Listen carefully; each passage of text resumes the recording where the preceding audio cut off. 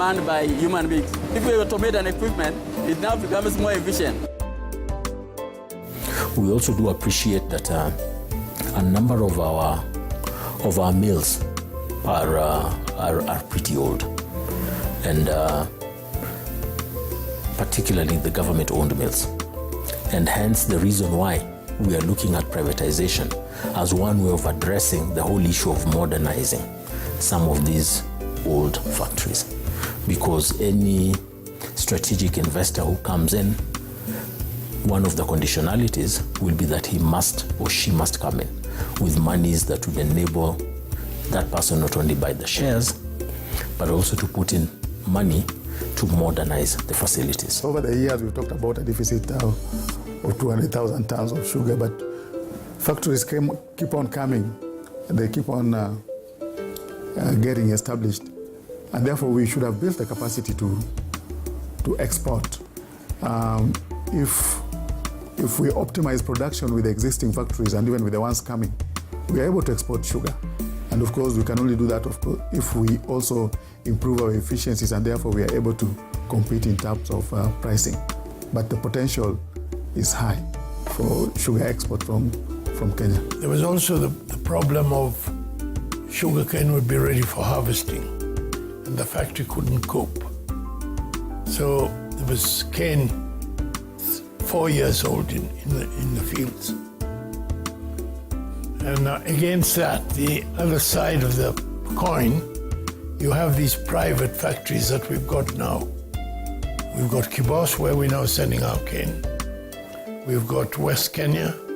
We've got Butali. We've got Mumias.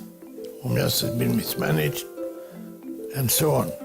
Now those people are running their factory economically and properly. Those private factories will now take over completely the government factories. But despite the highs and lows, the achievements and challenges, Kenya's sugarcane industry is clearly one that is brimming with potential. It's only a matter of getting its act together.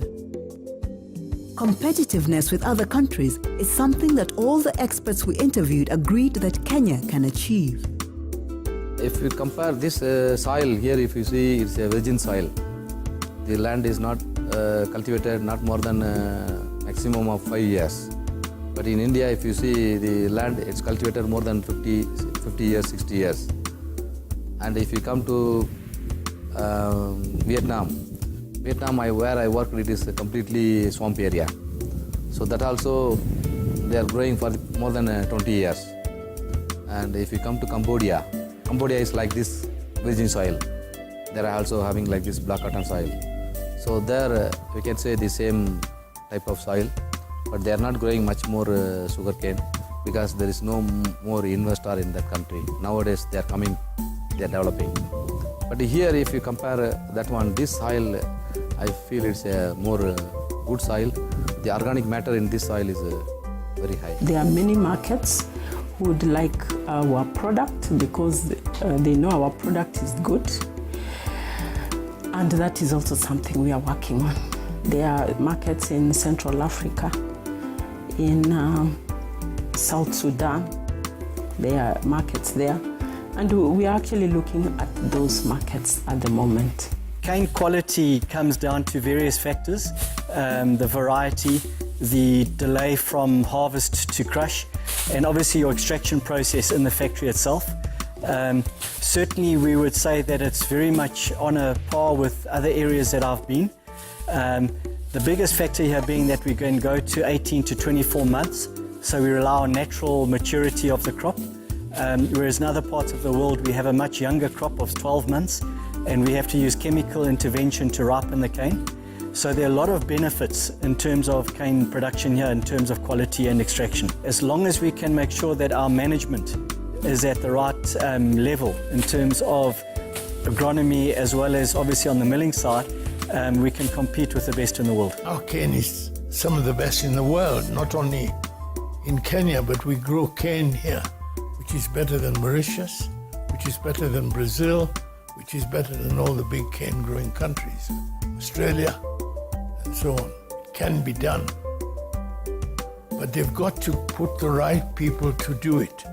give it to a good farmer. Say, there's a factory, you repair it, get it going. As an industry, we are still not able to produce enough sugar to meet our domestic demand. Hence the reason why strategically what we're trying to do is trying to attract new investments, while at the same time trying to encourage or trying to create situations or environments which will allow the already existing players in the industry, particularly the millers, to optimize on their installed capacities and also increase their installed capacities. That way then we are talking about an increase in terms of, once you have an increase in terms of installed capacity, it creates a market for new farmers or the already existing farmers to have a market where they can sell their produce.